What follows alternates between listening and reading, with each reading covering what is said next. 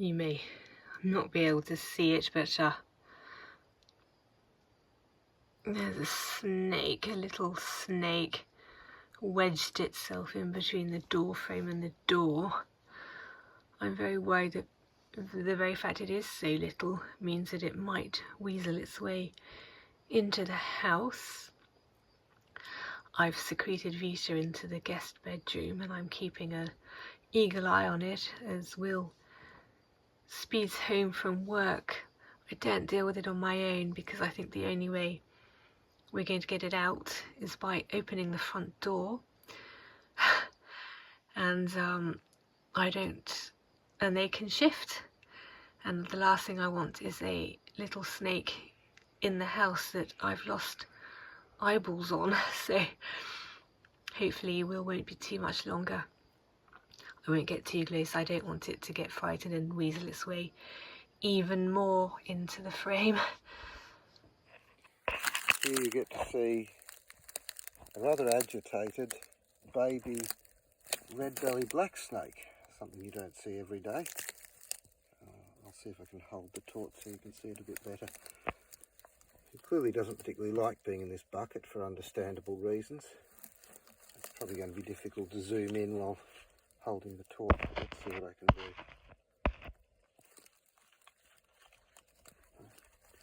Also got a mosquito in my ear.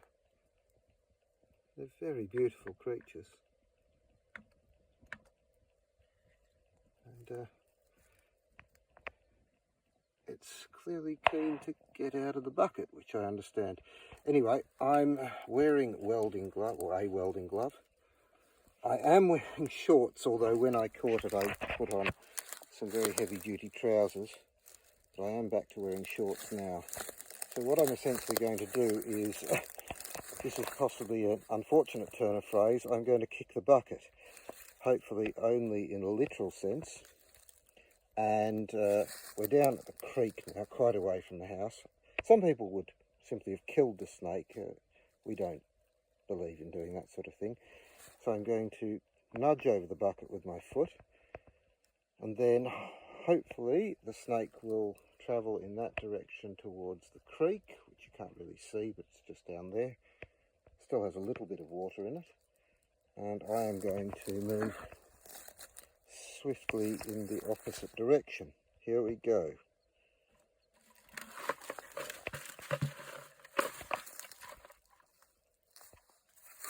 So not move swiftly in the opposite direction.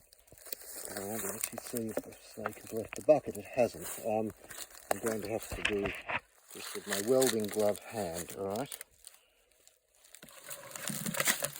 There we go, the snake is out of the bucket. You can see it underneath the bucket. Let's just move the bucket.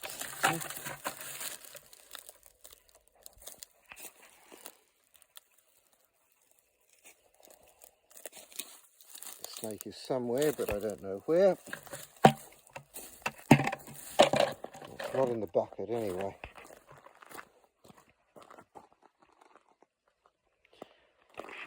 Presumably the snake is now somewhere in that undergrowth, and I am standing here wearing shorts, which is a bad idea. So why don't I take my trusty bucket and my trusty welding glove and get away from snakes and mosquitoes. The snake is now free and not at or in our house.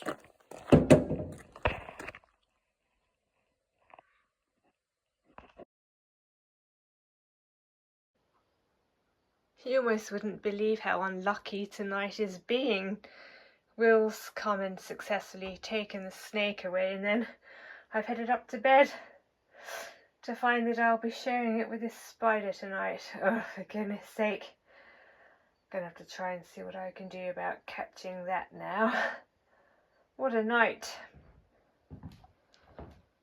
Luckily I was able to catch it in this spider catching device which Will purchased for me.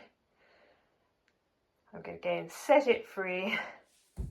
all being well, there'll be some repairs done on the main drive from our house up to the road, which involves removing a bridge, and consequently that road will be unusable potentially this week if the work goes ahead for a couple of days. So what we're up to now is taking Will's car up our firebreak, or at least trying to make sure that it's possible for us to get off the property if needs be, certainly for purposes of things like getting to work.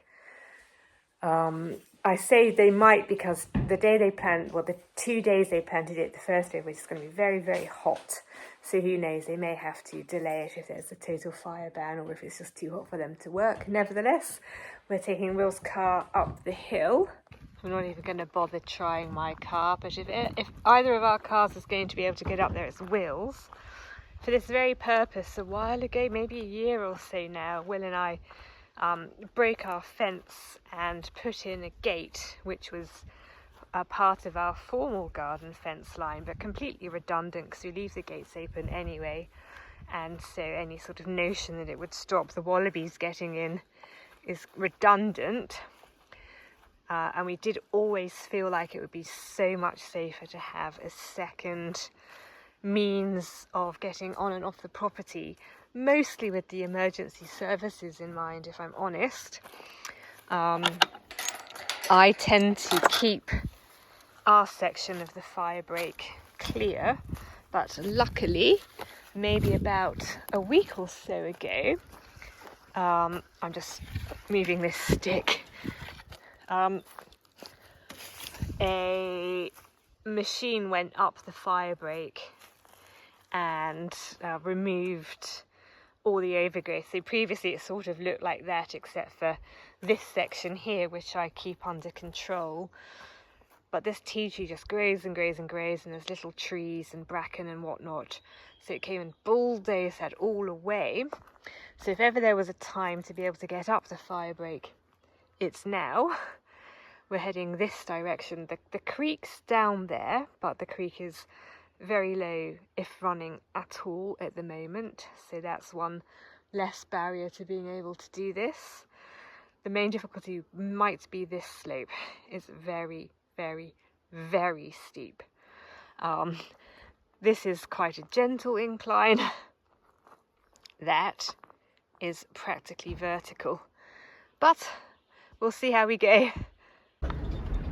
So we're on our way. Will says he's slightly nervous, and I don't blame him for that. I have seen other vehicles use this track though, so I know that it is in theory passable. I'm just going to put the vehicle into low range, so it is in low range four-wheel drive. It's fairly dry, which is positive. If it was wet I wouldn't be so confident.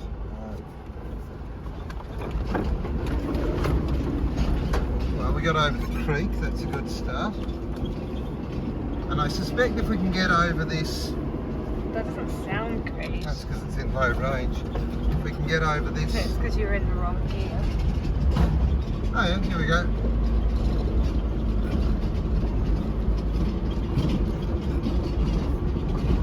Take it out, take it out still. Like that. There we go. Well, I'll see you at the other side, I Yeah, hope. totally fine. A lot easier than I thought it would be. Yeah, fine. Rightio, well I'm off. See you later. Bye.